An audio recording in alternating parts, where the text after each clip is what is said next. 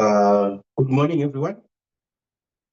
Today we're going to have the orientation class, and the main agenda of the orientation class is for you to familiarize yourself with the module, as well as know how to access the material when you log into our website as well.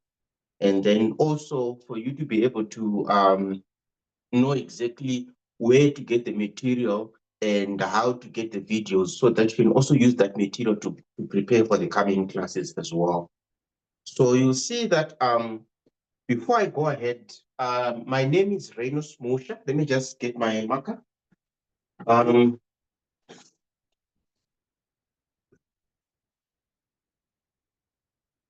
my name is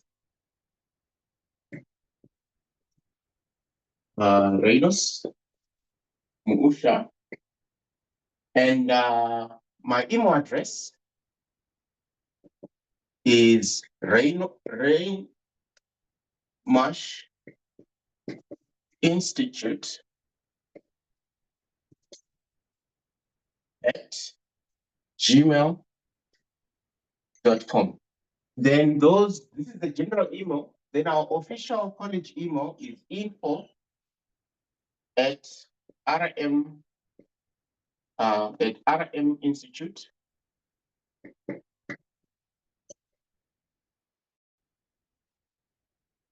.co.za.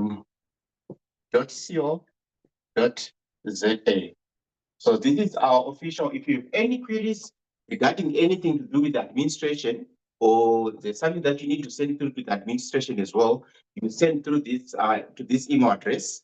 And when it comes to this email address, when we go through assignments, you see that if you have any queries that we go through as we go through assignment, maybe you want to submit your assignment for us to be able to review assignments as well, you can, this is the email address that you're going to be using. So anything to do with assignments, this is the email address that you're going to be using.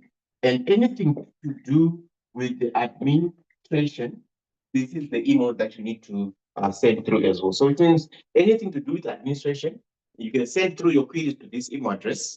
And then anything to do with assignments as we go through, because remember, as we go through, we're going to guide you with the assignments. And as we guide you through with the assignments, if you want to submit the assignment to us so that we can review that assignment to you before you officially submit that assignment, to make sure that everything is in order, this is the email address that you're going to be using to submit to us as well.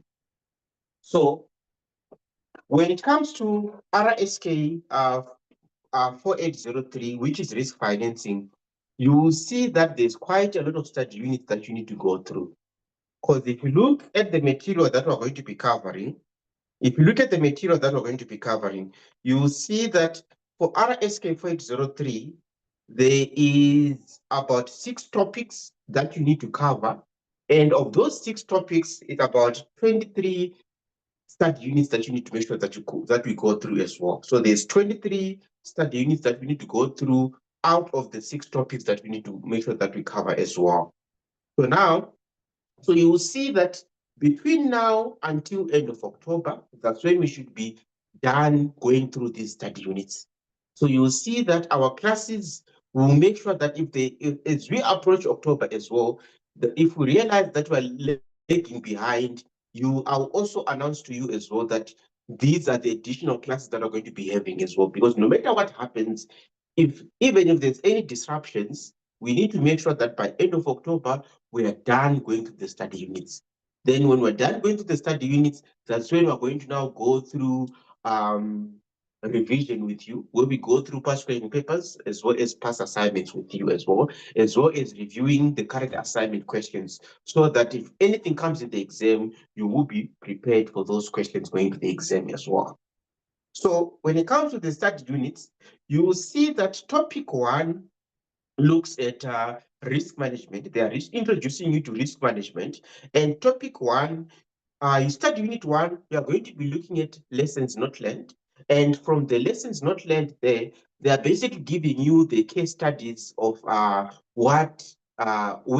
risk management failures occurred. And also at the end of study unit 1, I think it's unit 1.5, you're also going to go through that question to say, so what are risk management failures, and when do we say risk management failures that have occurred as well. So that's basically what we're going to be looking at study unit 1. Study unit number 2, we're looking at the enterprise risk management, where we are now saying, initially, when you look at traditional ways that risk was managed historically, you will see that historically, risk was being managed in such a way that the risk management department was working on its own, and then the finance department was working on its own, the marketing department was working on its own, the other manufacturing departments, they are also working on their own as well. So which means that now we need to acknowledge that in all these other activities or functions of the organization as well, there is risk involved. So which means that the risk management department needs to work hand in hand with all these other departments. So as the risk management department needs to work hand in hand with these other departments as well, it basically means that we need to make sure that we need to look at enterprise risk management, where we are now going to be saying, how do we ensure that the risk management department works hand in hand with all these other departments so that we're able to understand the overall risk of the organization? Because if you're able to understand the overall risk of the organization, and you also now look at the correlation between the functions of organizations as well and the risk exposures, you will see that you are going to be able to look at the one overall risk of the organization. And when you take into account correlation as well, you will see that the amount of risk capital that you need to set aside for the organization is going to be less. And as we mentioned, risk capital, we are now going to be looking at the capital of the enterprise, which is also study unit 3. Now, when it comes to study unit 3, we are looking at the transition now to say, now we say that we need to look at risk holistically of the organization. So how do we ensure that we have what? The capital for that risk that the organization is exposing themselves to. So which means we now look at the traditional way of the accounting equation, where we say the accounting equation, it says that, remember with the accounting equation, you said your assets is equal to equity plus liabilities. But now we're saying this is the traditional way where we say that when you look for the capital that the organization needs, we need to look at the capital that the owners of the business have contributed. We need to look at any external financing that has been acquired as well. But now we need to also acknowledge that because there is a risk involved in using these assets as well, we also need to account for risk capital. So we also need to account for risk capital. So which means how we account for risk capital, this is what we're now going to be looking at when we look at what? Study unit 3. So study unit 3, we are now looking at how do we account for this risk capital, so that we need to make sure that this risk capital is available to make sure that if there's any risk event that affects the organization, that risk capital is going to ensure that remember, the organization needs to maintain its going concern. So for the organization to maintain its going concern, we also need to make sure that if there's going to be any risk event, that risk event does not risk the going concern capacity of the organization. So that's what we look at on study unit 3, which makes up what? Topic 1. Then topic 2, we are now looking at decision theory, because in everyday activities of the organization, the management of the organization, they are going to be making decisions under uncertainty. So if they are making decisions under uncertainty, in study unit 4, we look at the philosophical context in which we look at the philosophical context. We say, so how was risk treated historically? And how was risk accounted for historically? And how is that transition from the historical context into the modern day risk management as well? So this is where we look at what? Study unit 4. And also in study unit 4, this is where we now look at the difference between risk and uncertainty. I'm not going to go through it in detail, but there is the main thing that you need to make sure that you take note there is we need to account, see exactly. So what is the difference between risk and uncertainty? And how do we account for risk? And how do we account for uncertainty? And what are the differences between the two as well? Then we also look at study unit 5, which looks at moral hazard and adverse selection. And when you look at moral hazard and adverse selection, it's leading us on to utility theory as well. So when you look at moral hazard and adverse selection, we're basically saying that before the risk taker, in this case, before the underwriter of the risk says, yes, we are going to underwrite this risk for you, how do they take into account the issues of moral hazard?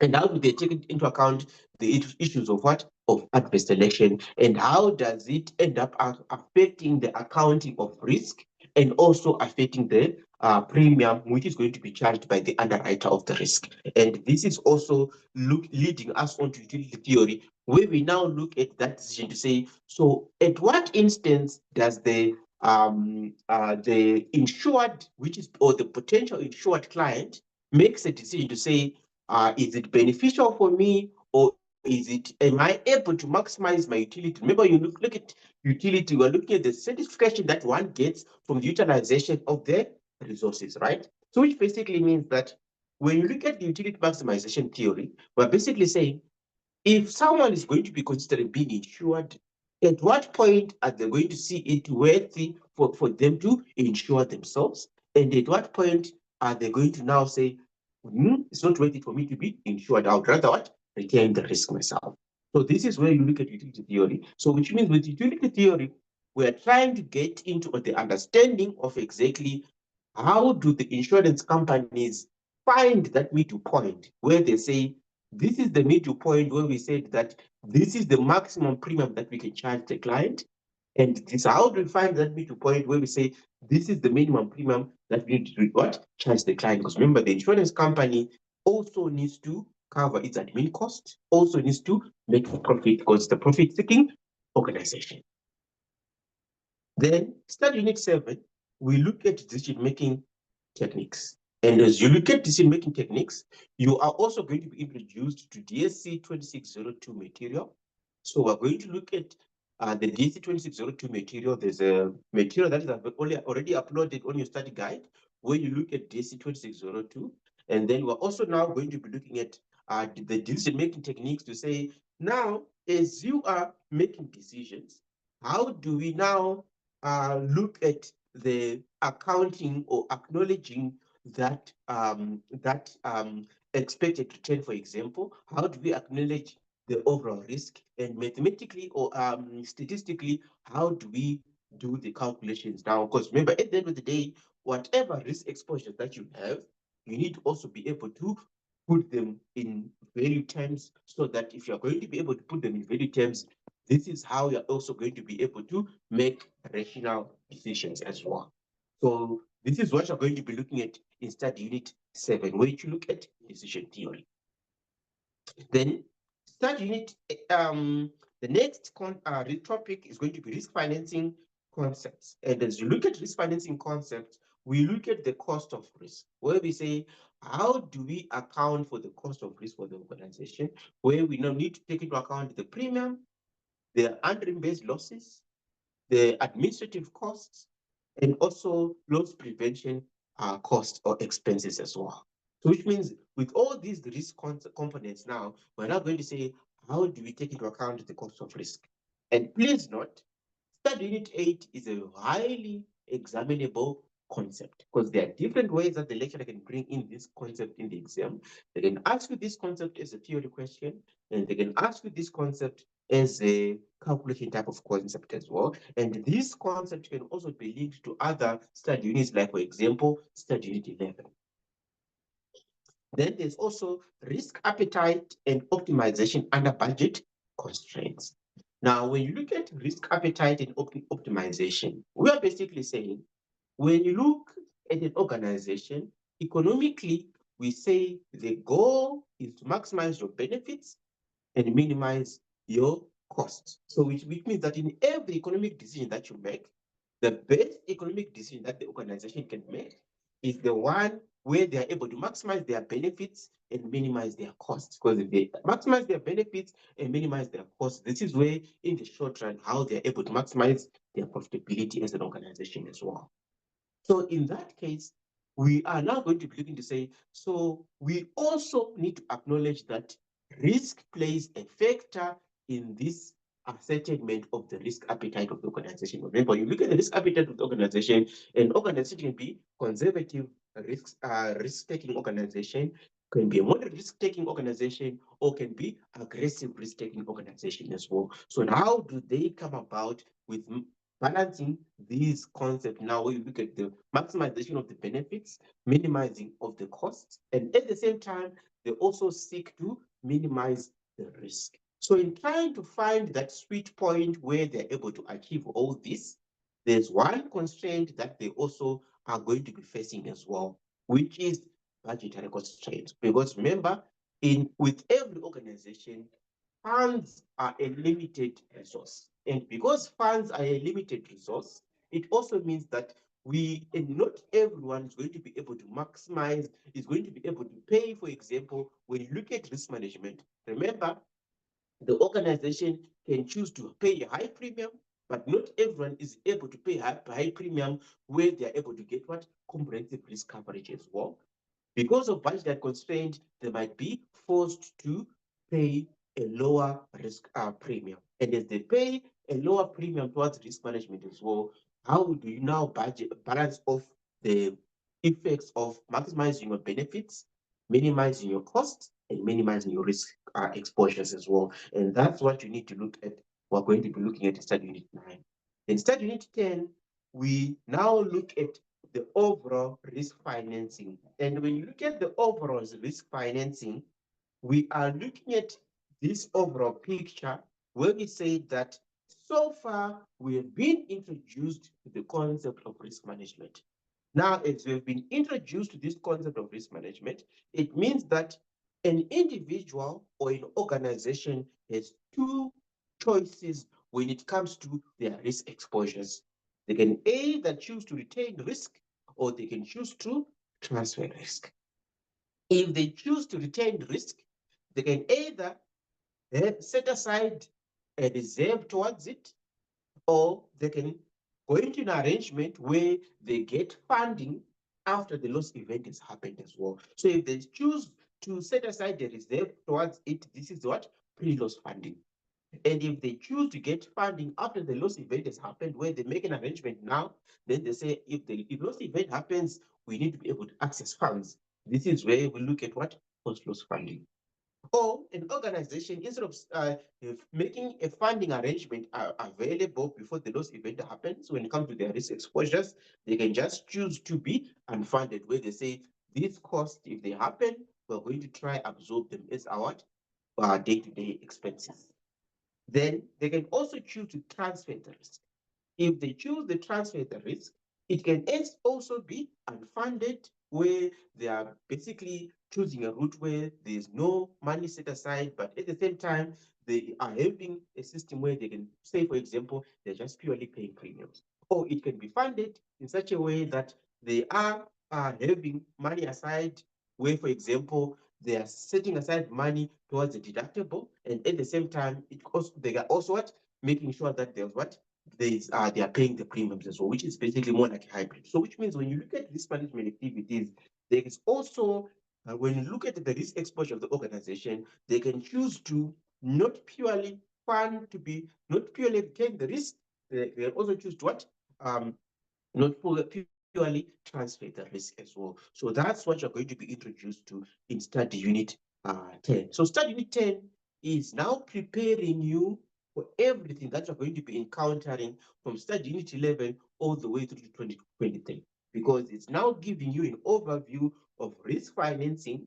Then, after being given the overview of risk financing, after the introduction from the previous study units as well, we're now going to be looking at what? Topic 4.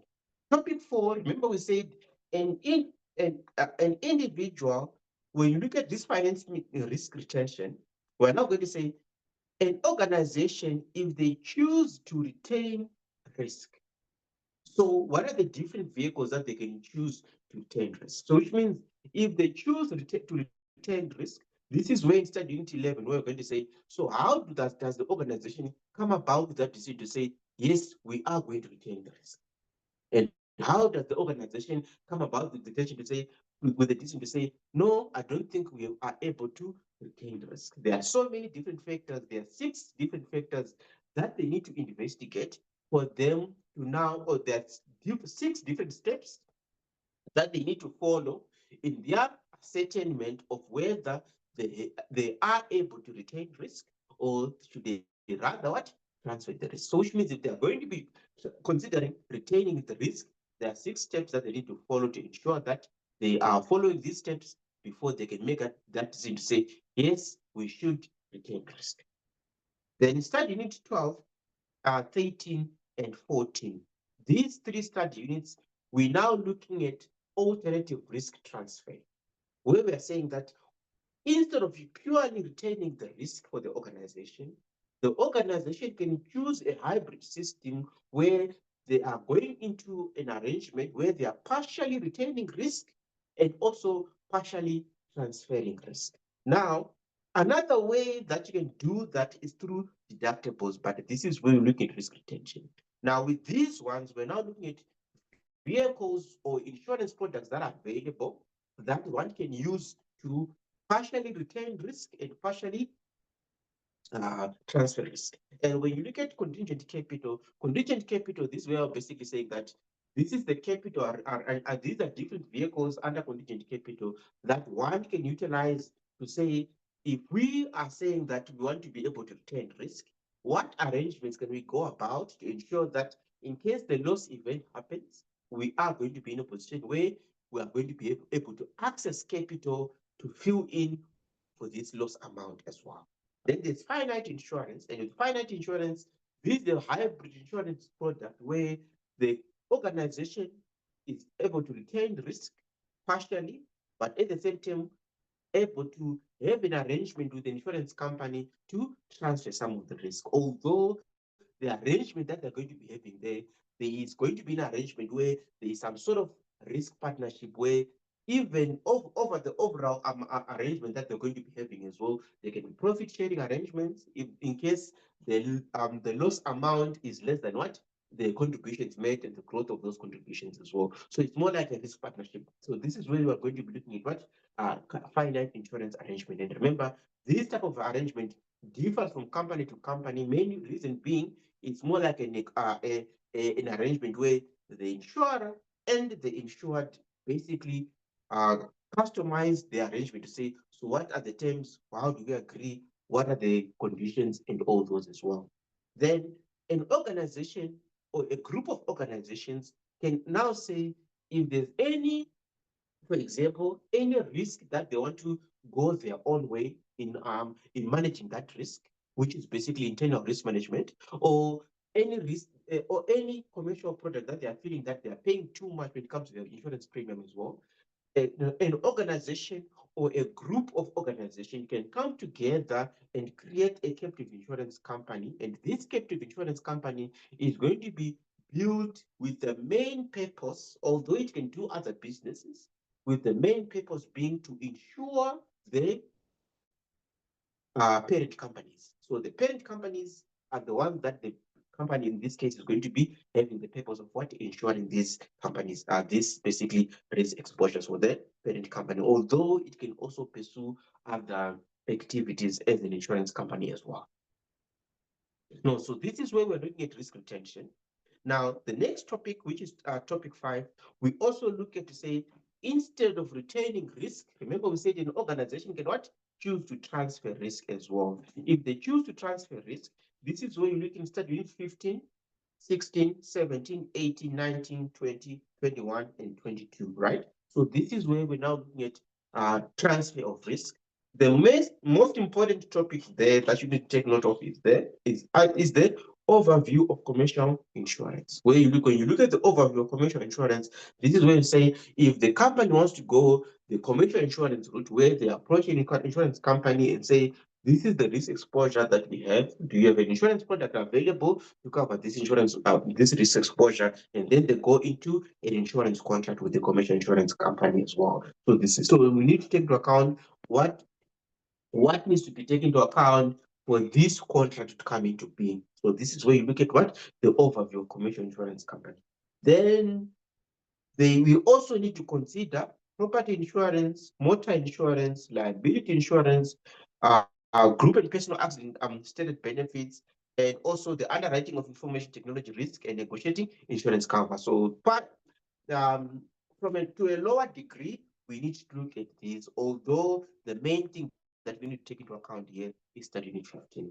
The other study unit that we need to take into account is business interruption insurance. Very, very important, because with business interruption insurance, when you look at the past question papers, They've brought in theory questions, and they've also brought in calculation type of questions as well. Which means that with business interruption insurance, you're not going to be saying, in case the activities of the business is interrupted because of a loss event, how do we ensure that there's an insurance product available to cover for these losses? And remember, with the business interruption, we have seen that even if the company has property insurance, has motor insurance, has liability insurance, if you look at study unit 8, which is study unit 8, which is the in topic 1, we are also introduced to the reason why an insured should not just feel that even if they are comprehensively insured, should not feel that there are problems at hand.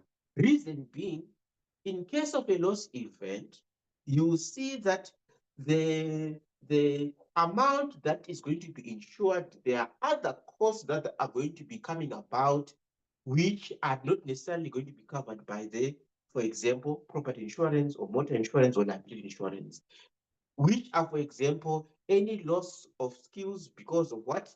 Because people are not, there's uncertainty regarding exactly what the future of the company is going to be. So you will see that the what the insurance contract is able to cover is basically the part of the iceberg, which is basically the one that is showing above water.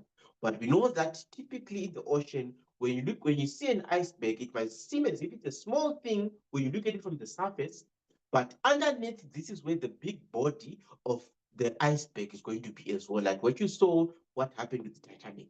So because of this, it basically means that when you look at insurance coverage as well, we also need to take into account business interruption insurance, where we're saying that yes, over and above, for example, even if the assets are properly covered as well, there are other costs that are going to be arising out of this insurance event, like for example, a loss of profit. Because remember, even in what going to be insured as well, there are other costs that are going to be arising, which are not necessarily going to be covered under these type of different type of insurance coverage as well. So which means this is where business interruption comes in, where we are now going to say, how do we ensure that we're able to cover for these other potential costs that are going to be incurring over and above the over and above the asset insurance coverage that we already have. So this is where you find business interruption insurance. Then from there, we also look at insurance linked securities and alternative risk transfer. So we're also going to be looking at the other different products over and above that, the ones that have been introduced in study unit 12, 13, and 14, to say these are the different products of alternative risk transfer. There are other products that are going to be looking at there in topic 6 under alternative risk transfer. Then we also look at insurance linked securities. Now, with insurance linked securities, we are mainly looking at the convergence between the insurance industry and the capital market. Because if you look at the insurance industry, the main issue that they worry about there when it comes to the insurance industry is that the if you only take into account the insurance coverage, the insurance money available by the insurer to cover the loss events. Remember, the insurance money available to cover the loss events typically or traditionally has been the money contributed by either the owners of the business through equity or debt financing through external funding of the insurance company as well. But we also see that as we progress over time as well, the risk exposure that the insurance companies are exposing themselves to are also high, especially in instances where there's catastrophic losses. Like, for example, we have seen in KZN, even happening now in KZN, we know that there are floods happening now in KZN, which means that there are catastrophic losses that the business owners or even home insurance and all those other things are going to be resulting in what? Big losses to the insurance companies as well. And we've also seen it in the US where they also have tornadoes and all those other things as well. Those loss events result in catastrophic losses to the insured, which means that in case of catastrophic losses as well, how do insurance companies ensure that they're able to commit and meet their obligation to meet that contingent liability when it falls due? So this is where now the insurance companies now are seeking capital in from the capital markets. And how do they do that? They are creating insurance products. So they are creating insurance products which are able to get funding from the capital market. So they are creating insurance products. So which means they're creating insurance-linked products or securities. And these insurance-linked securities, they are able to get funding from the capital market, for example. And one typical product that they talk about there is cat bonds. So typically with cat bonds, this is where the insurance company, through its special purpose vehicle, issue a catastrophic bond, and then the investors invest in this catastrophic bond, and the money is set aside. Then in case of a catastrophic loss, the money is now going to be utilized by the insurance company if the trigger event is met to meet those contingent claims by the insurance company as well. And if there's no catastrophic loss, it means that the insurers get their money back, plus the premiums paid on those bonds as well. So that's basically how it works, which means if you look at under insurance linked securities, this is mainly how we are now going to be looking at the convergence between the insurance industry and the capital markets. So these are the study units that we're going to be looking at. When you look at from study unit 1, which is topic 1, all the way to topic 6, where you look at study unit 23. Now, are there any questions regarding what we're going to be covering before we move on? Any questions? Any questions so far?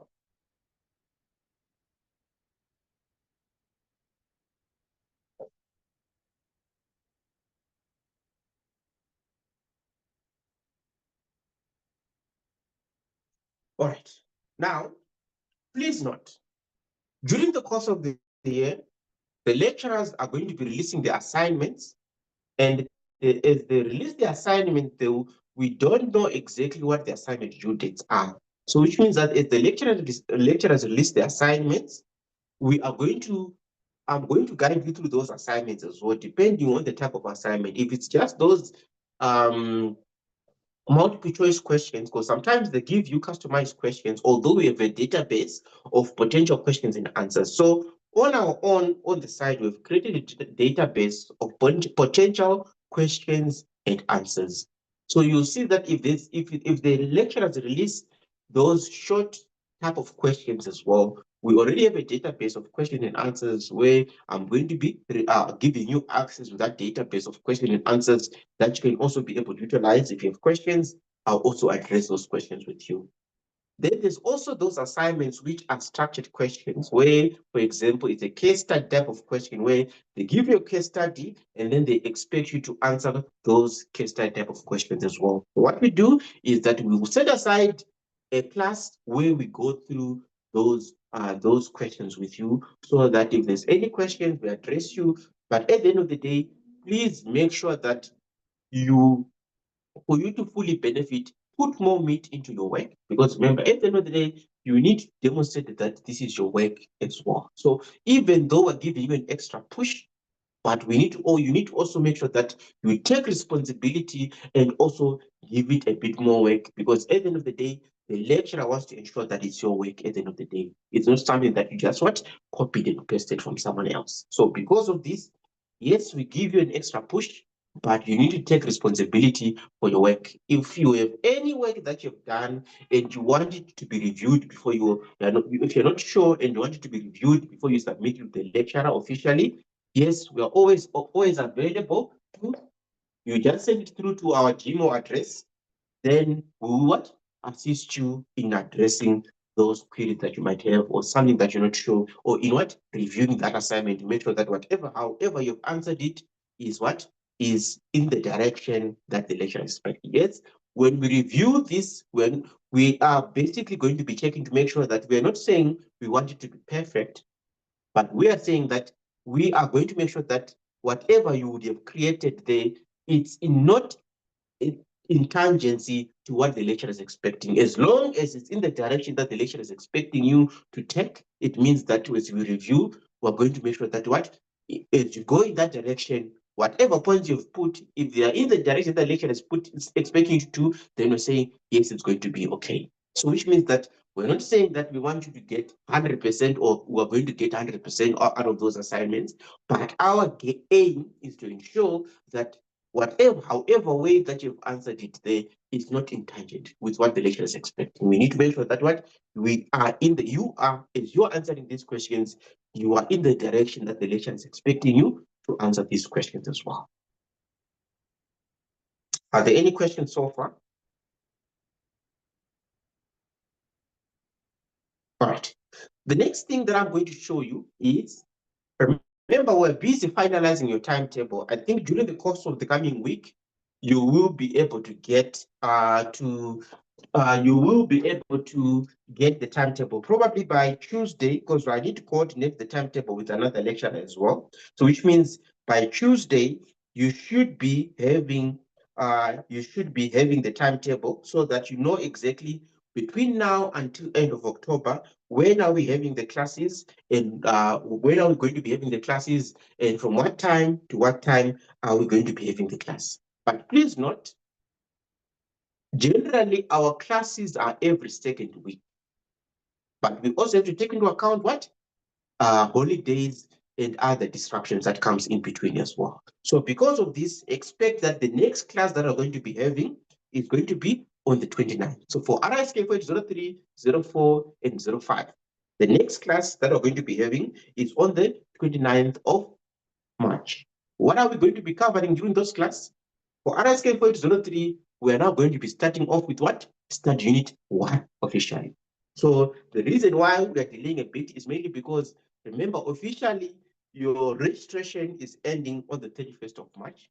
And as your registration is ending at the 31st of March, we don't want to disadvantage those students who are going to be registering between now until the 31st of March. But we know, usually, ideally, by the 29th of March, students should have ideally registered, most of them as well. And because of this, that's why you see that on the 29th of March, we're going to be starting with the Study Unit 1, which means that ideally, we're expecting that most students, or a huge chunk of the students, should have completed the registration by then, or their registration should be in order by then, which means on the 29th of March, we're going to be starting off with Study Unit 1 as well. So the next thing that I'm going to be demonstrating now is how do you access the material and how do you maneuver our website. So how do you access the material and how do you maneuver our website? So that's the next thing that I'm going to be addressing as well. So on our website, yes. Sorry for the interruption. Yeah, I have another class at 9. So all right, okay. yeah. All right, okay. I wasn't aware. Okay, so we have, remember, there are those students who are inquiring regarding RSK4001 and RSK4802. So for RSK4801 and 02, the tutor for that module, so for RSK4801 and RSK4802, the tutor for that module is Tapiwa Mange. So the tutor for that module is Tapiwa Mange. He's the one who's going to be talking just now, introducing himself so that you have his details. Then you will be able to know and get his details as well, so that you are able to get assistance to RSK01 and 02. Remember, the tutor is coming from another college, although we make sure that what our timetables don't clash as well. So he's coming from another college, although he makes sure that what our timetables don't clash as well. It's got his own way of teaching. So which means when you go through the first class with him, he will tell you exactly what his approach is and how he makes sure that you're able to assist you between now until you write your exams next year in Jan-Feb. Yes, you can take the floor. All right. Thank you so much, Rhinos. Good morning, everyone. As Rhinos already alluded, my name is Tapiwa Mange, and I will be taking you for Risk 4801 and 4802.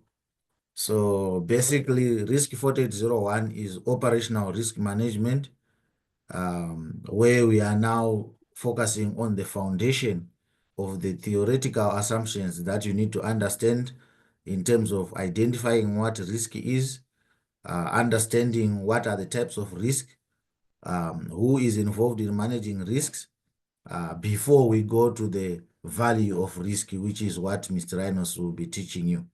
So we basically go through all the 16 study units of RSK4801 so that we determine how to articulate and manage those risks in terms of different risk types that we have, in terms of how do we quantify the type of risk, how do we identify and manage types of risks operationally.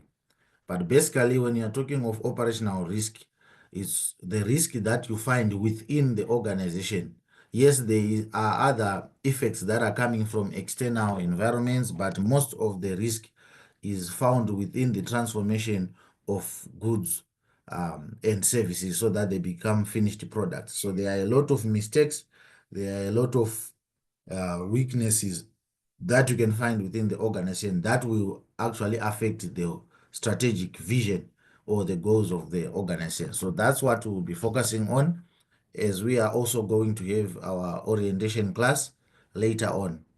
So as Mr. Rhinos have already highlighted, our timetables will be aligned so that there are no clashes and so that there is no inconvenience for everyone. So again, on risk 4802, we'll be focusing on who is responsible for managing the strategic risks. That's why it's called risk governance and compliance management, right? So that's where we'll be talking of what is governance, what are the functions of managers, specifically the triangle of governance, which includes the shareholders, the board of directors, and of course the top executive management, and how they should ensure that the organization is complying with what is required, with regulations and laws, with policies of the organization, and so forth, so that the organization can be able to minimize unforeseen circumstances. So I don't want to take much time. As I have already mentioned, I have a class at 9, but basically this is what risk 4801 and 4802 will be focusing on. It's more theoretical rather than quantitative.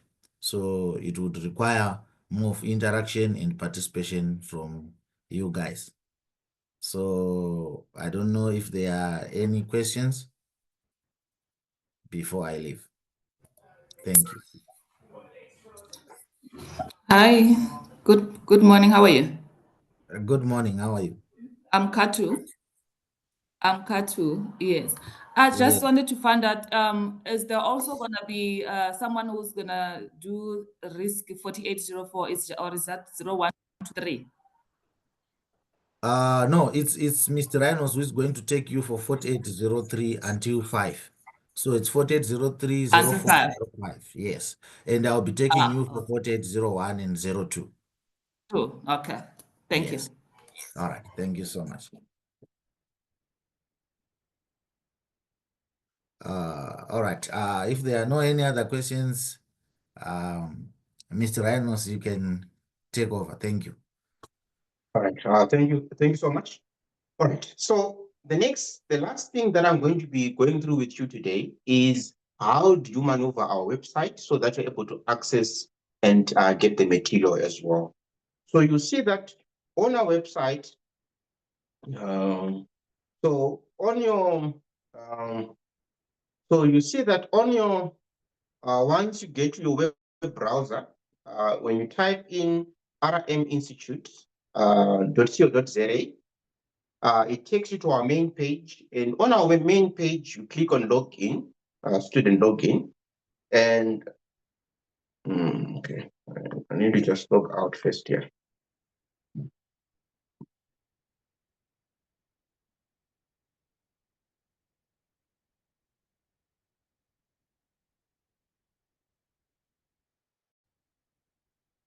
All right, so when you go onto our website, if you go onto RM Institute website, on our web browser, it takes you to student login.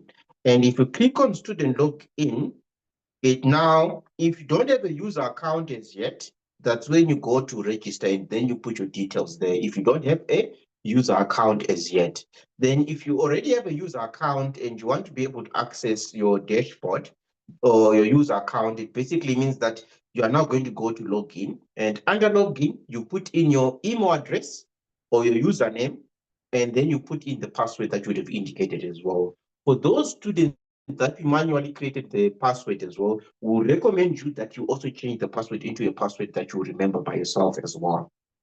So once you put in the password, that's when, once you put in your details, that's when you're now going to be able to click on login. Then once you click on login, you'll see that on your dashboard, it will tell you, it will be indicating your username there. And it also be loading in to indicate the modules that you've been registered for as well. So which means on your dashboard there, under my courses, all your courses that you've been registered for will be indicated there. Then if you want to be able to access, for example, risk financing, which is Rsk4803, you click on Rsk4803. And under Rsk4803, the first thing or the first step that you're going to see is just an overview regarding the module. Then the next thing that you're going to be seeing there is the curriculum, and under curriculum, the first thing that you're going to be seeing is the tab where you are able to access the articles. So the first thing that you're going to be seeing is the tab where you're going to be accessing the articles. And then after the tab, for you to be able to access the articles, which I'll demonstrate just now, the next thing that you're going to be seeing there is the videos that we recorded from last year going through these learning units. So you will see that there's going to be a video for learning unit 1, learning unit 2, 3, 4, 5, 6, all the way through to learning unit 2023. You will be able to access the videos there. Then, so which means now, if you want to be able to download the articles now, because remember for Rsk4803, there's no textbook, but there are articles that you are able to access as well. So if you click on Rsk4803 articles, it will give you take you to the to give you a link for the Google Drive. And if you click on the Google Drive, you will see that there is going to be a list of the articles under each study unit. So you'll see that from study unit 1 all the way through to study unit 23, there are different articles that are going to be available there. So which means that all you have to do now, for example, if it's learning unit 1, you're now going to say, for learning unit 1, you simply say download, and then you are going to be able to download the videos for learning unit 1 in that case. So which means that this is how you're going to be able to download these articles as well. Are we on the same page on how to access the articles? Are there any questions?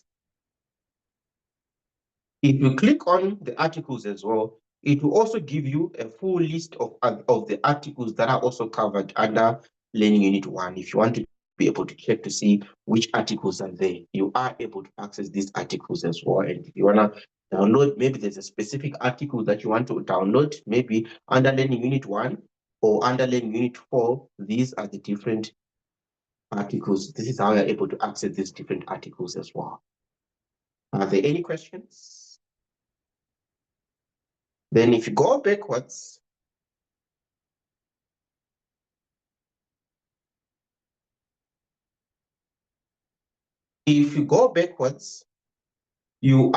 remember, we have seen that the first tab is for you to be able to access the articles. And then the following tab after that is the videos from Learning Unit 1 all the way through to Learning Unit 23, right? After Learning Unit 23, you are also going to be able to access the revision material. Remember the revision material, we said during the revision period, we are going to go through the past question papers with you, the answers to the past question papers, the past assignments, as well as the answers to the past assignments as well. So after the video for Learning Unit 23, you also see the tab for revision material. And if you click on the tab for revision material, you will see that it will give you a link to the Google Drive. And if you click on the link to the Google Drive, you will see that there's different material that you're going to be able to access there. The previous assignments, the question and the answers, the past papers, the question and the answers, the memos to the past question papers, as well. So which means the past question papers are going to be separate, and then the memos to the past question papers are also going to be separate as well. So which means that you are able to access all this material. And remember, when it comes to the previous assignments as well, you are able to access the previous assignments from 2015, all the way. We are going to be updating this because the assignments for 2024, we're also going to be updating them as well, so that we're able to get the questions for the assignments for 2024 year, and also the memos to the assignments for 2024. They will be updated, and you are going to be able to access them as well. And then if you go backwards, you're also able to access the past question papers all the way through to 2024. And then we'll also update the 2025 past question papers as well. We already have the question paper for Jan-Feb, so you will be able to access that. And then you will also be able to access the memos to the past question papers as well from 2016 going forward. And you will see that on the memos to the assignment to the past question papers as well, there are some questions where, to make your lives easier, we prepare an Excel spreadsheet to answer that question as well. Because if the question that is going to be coming in is going to be similar as well, but we're going to address that during the revision period, it means you can also use it as a template. And then if you know how to work around your Excel, it makes your life easier as you're answering these questions in the exam as well, because the template of how it was asked previously, maybe sometimes the same question comes in, or the question comes in, but with a little of tweak and with a little of tweaks on the question as well. If you know how to make your Excel, you will be able to utilize these Excel spreadsheets as well, which we are basically using. So which means that which you can also be able to use to see exactly how do we calculate certain answers that are also indicated on the memos to the past question papers as well. So this is the material that you're going to be able to access as well. Then if you go backwards, over and above the revision material that you are able to access as well, after the revision material, there is also videos going through these past question papers and assignments as well. So you will see that some question papers, we have question papers from 2018 onwards, and then we also have assignment answers from 2019 onwards. And remember, the material will be made available to you all the way through to May, June 2025. So which means as soon as the paper is done, we're going to be able to go through that question paper with you and also upload the video of what we have done as well. If we do any assignments as well for this year, any assignment that we're going to be doing, we're also going to be uploading these videos for these assignments for 2025, so that if we do any assignment and we do the assignment in class, it means we will upload the videos for these assignments and you will be able to access these videos as well on the website. Are there any questions so far? Any questions? Anyone lost?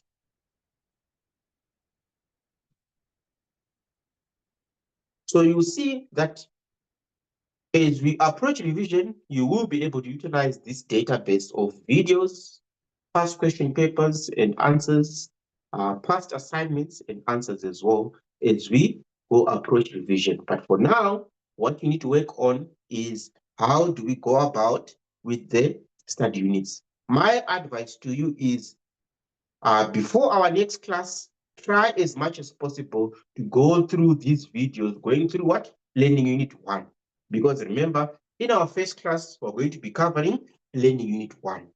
Then after Learning Unit 1, that's when we move on to Learning Unit 2 as well. Usually Learning Unit 1, it's not all the time that we're able to finish it in one class. Sometimes we do Learning Unit 1.6 in a different class, and then moving on to Learning Unit 2 as well. So every time, so you see that anything that was done last year, or any video of things that we did in last year, when it comes to the study units, they are going to be ending with 2024, indicating that it was done last year.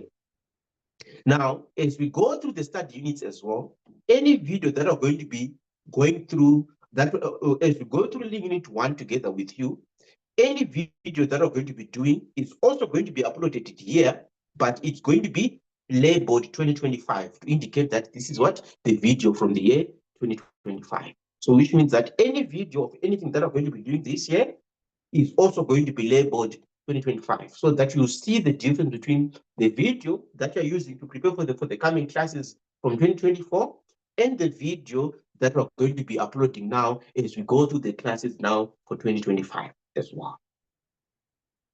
So far, we've you now know exactly where to access the material, how to access the videos, and how to prepare for the coming classes as well. Because remember, now you now know exactly what to expect.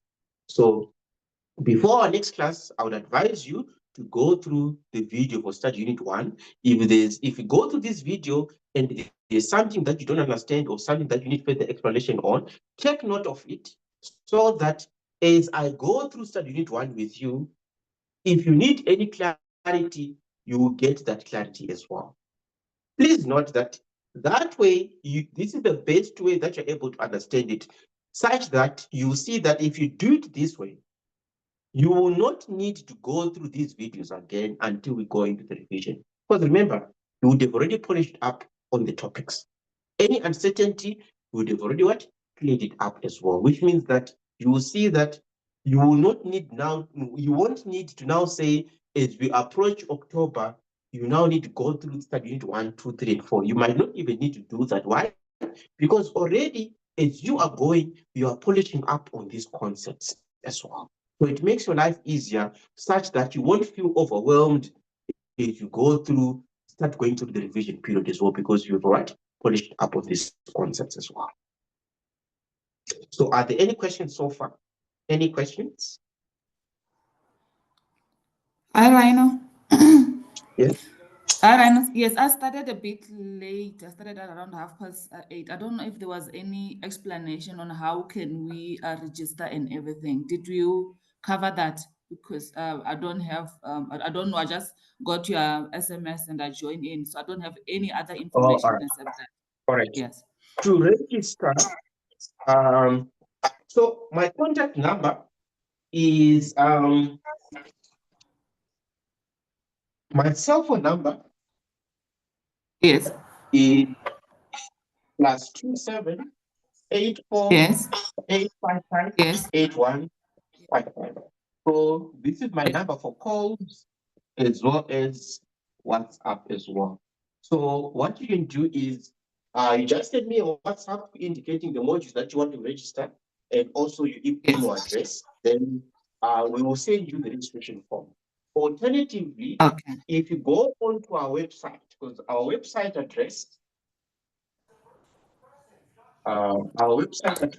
is rminstitute.co.za. So this is our website. Alternatively, you can just go onto our website and register on the module, indicating the modules that you want to register as well. And our website works the same as the e-commerce website, like what we do with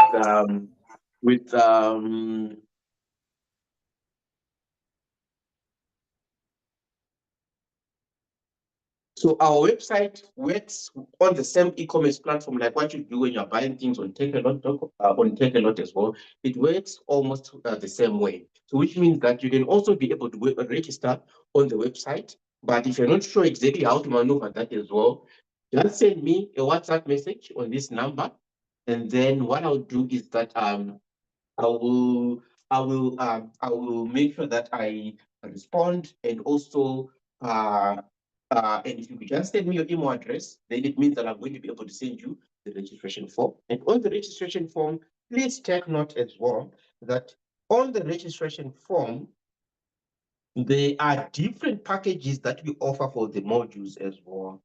So there are different packages that are going to be offering for the modules. So you see that as you go through our website, if you go through our website and say register courses, and then you say postgraduate courses as well. Yes. Please just put your, I don't know, there's a revamp. So you see that there are different packages that we offer. Like for example, if it's Rsk4803, Yes. if it's Rsk4803, there are different packages that we offer And the main packages that are going to be, if you are going to be registering with us now, it's either you choose the premium package or the diamond package. These are the three, they are meant for revision. So these are the ones that are meant for revision. So these are the two are the ones that you're going to be choosing. If you choose the premium package, it means you are paying the fee of 2,500 once off. And if you pay the fee of 2,500 once off, it means we give you full access to our database once off, which means you get full access to all the videos going to the study units. You get access to all the videos going to the revision material, basically everything that we have on our database, the past question papers, the answers to the past question papers, the videos for the past question papers, the videos to the assignments, that we already have on our database, and also the videos going to the study units, you get it upfront if you pay the fee upfront. Then, if you want to pay your fees on a monthly basis now, you can choose the diamond option where you are paying 250 rand over 10 months to make it 2,500. But now, as you pay 250 rand over 10 months, what is going to happen is that we are also going to be giving you the videos as and when we go. We give you access to the study units so that you're able to download the articles upfront. Then after that, the videos now to prepare for the coming classes, we give you as and when we go. Then beginning of October, that's when we now open up for you to be able to access the material for revision. So which means that in October, that's when we're going to give you access to the videos for the to the videos as and when we go in during the revision period for the past question papers. And then we also give you access to what? Past question papers, past assignments, and the memos to them as well in October as well. So that's basically the difference between these two packages. With the premium, we get everything upfront. With the diamond package, you are basically paying as and when we go. So we also give you access to the material as and when you go as well. Okay, thank you. I think it's already explained there, so that's good. Yes. Yeah, it is there already. If you check there on the descriptions, it's there as well. Yeah. But then what's in this two now? Sorry, this rhodium, platinum, is it something different? These are meant for revision. I'll explain them later on during the year. Because these are meant for revision. Okay. Yeah. Okay. All right. Okay, thanks. All right. But I'll call you after this. It's fine. All right, no, it's fine.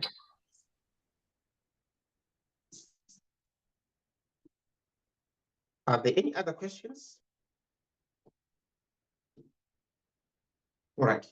So if you already have access, please utilize these videos to prepare for the coming class, which is going to be on the 29th of March.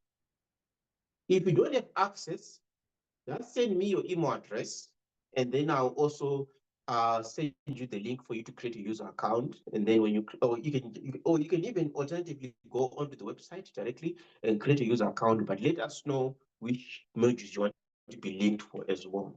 As well as if you want to register now, just send us your email address, and then we'll send you the registration form as well.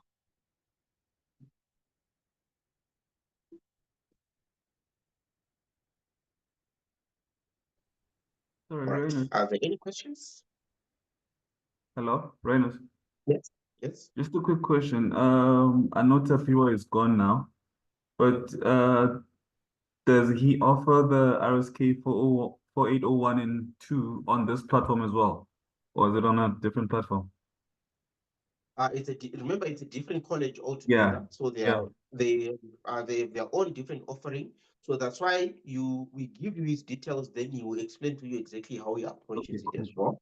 And then so I think he shared his details there. So he shared his number. Yeah. yes. Okay. So you just get his number, then you talk to him, because it's going to be a different college altogether, which means that it's going to be a different platform to us. All right, cool. Thanks. The only thing that we make sure that we do is we make sure that our timetables don't clash, so that you make sure that as you go through the year, you're not going to be having a situation where at the same time you need to do 01 or 01, any other modules at the same time as well. All right, got it. Thanks, man. All right, cool. Sorry, Reynolds. You can go, Okay. Candice. It's fine. I'll wait for you. No, go ahead, because I was just because I wanted to ask that question, so then it's covered. So then again, so I just wanted to make sure that, okay, so we can be able, if you're doing all the 5 modules, then you'll be able to attend because your timetables, they don't clash, right? That's all. Yes. Okay, thank you. Hi Rona. I just wanted to find out, after paying, do we still need to forward you guys the proof of payment, or you just see from your system that so and so is paid? All right. So how it works is, when you make a payment, I think when you send you the invoice, our account details will be there. And on the Yes. account detail as well, it indicates that you need to put your name and surname as reference. So on our side now, it means that at the end of each month, we capture the payments. And then when we capture the payments, we send you a receipt, which is confirming how much you've paid. And then we'll also send you a statement which will show you exactly how much have you paid so far and how much is still outstanding on your fees. So every month we will send you a statement so that you know, so that in case there's any payment that you've made which has not been captured, you will be able to highlight it and just send the proof of payment to the admin so that they correct it as well. But we don't usually have those issues. But if there's, so at the end of each month, we send you a statement, and that statement will indicate how much have you paid so far and how much is still outstanding on your fees as well. Okay, so basically you're saying I must keep my POPs just in case. Just in case, yeah. Okay, Just all in right, case, thank yeah. you. All right. But if you just indicate to us which, preferably just keep your POP, but we will be able to pick it up as long as you make sure that you put in the correct reference. The most important thing is that you put in the correct reference, because if you don't put the correct reference, we will put it into a certain account which is reserved for those payments where we cannot trace any payments to be made as well. Oh, okay, all right.